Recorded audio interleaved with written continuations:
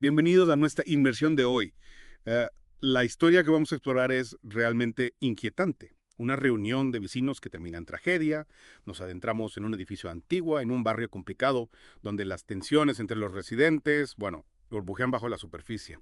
Nuestro protagonista, Álvaro, un joven administrador de fincas que sustituye a su jefe, se encuentra en el centro de esta espiral de caos. Lo interesante aquí es cómo el escenario mismo, un edificio antiguo en un barrio con problemas, ya nos prepara para la inquietud Sí. que se avecina.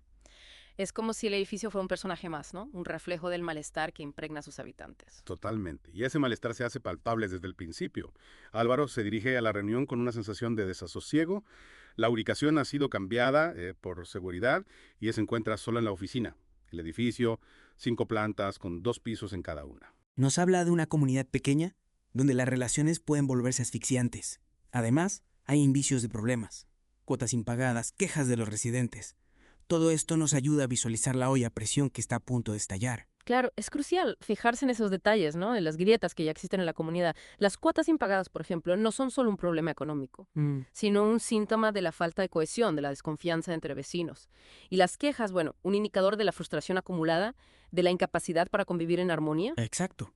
Y la reunión en sí misma es como una microcosmos de atención. Solo 6 de los 10 propietarios asisten. Una señal de que algo no va bien. Y luego está el presidente, un joven tatuado, ansioso por dejar el cargo. ¿Qué nos dice eso del estado de la comunidad?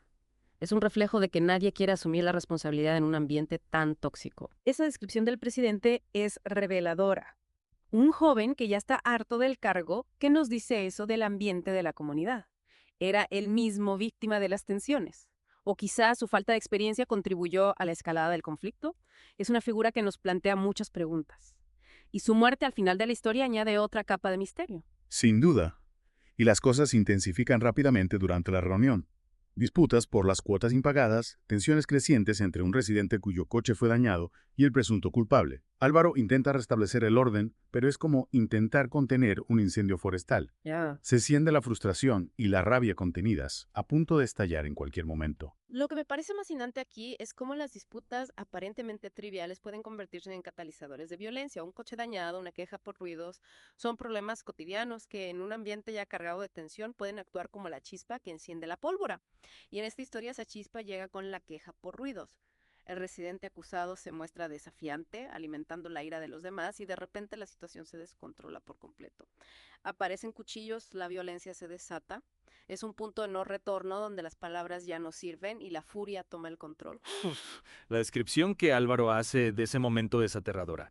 Él, buscando refugio debajo de la mesa, se convierte en un testigo impotente de la barbarie que se está desencadenando a su alrededor. Se escuchan gritos, el sonido de los golpes, la lucha.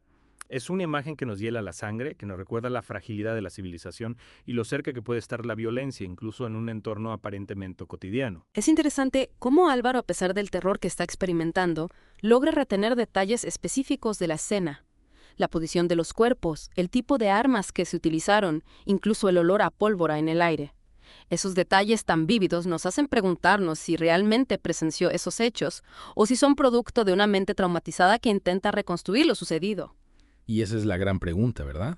Porque la historia da un giro aún más inquietante cuando descubrimos que Álvaro la está contando desde una institución psiquiátrica.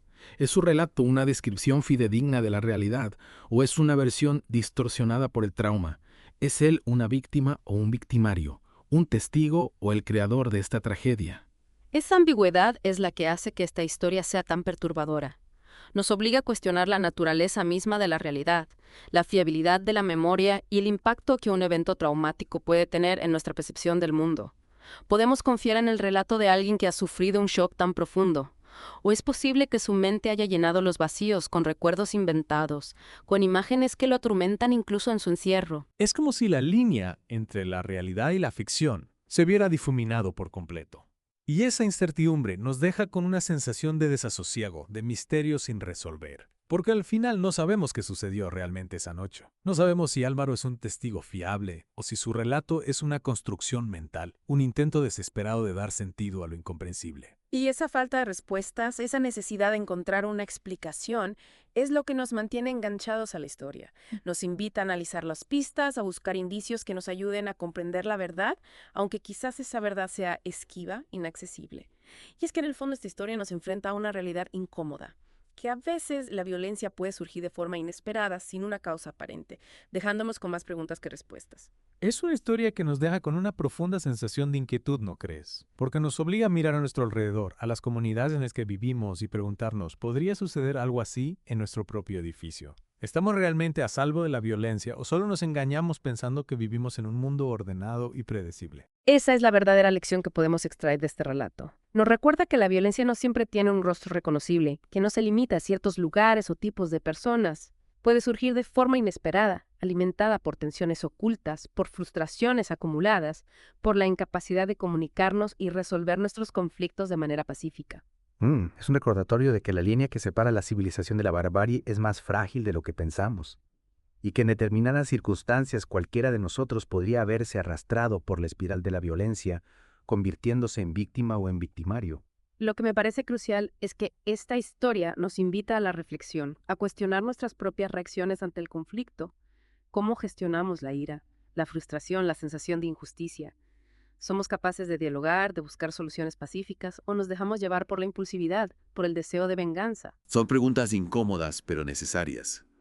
Y creo que esta inmersión nos ha dado mucho que pensar.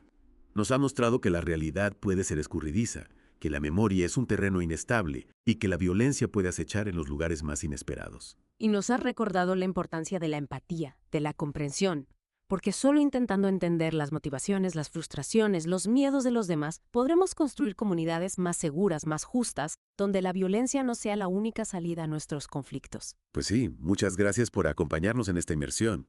Esperamos que les haya hecho reflexionar sobre la complejidad de la condición humana y los peligros que acechan en la sombra. Hasta la próxima. Hasta pronto.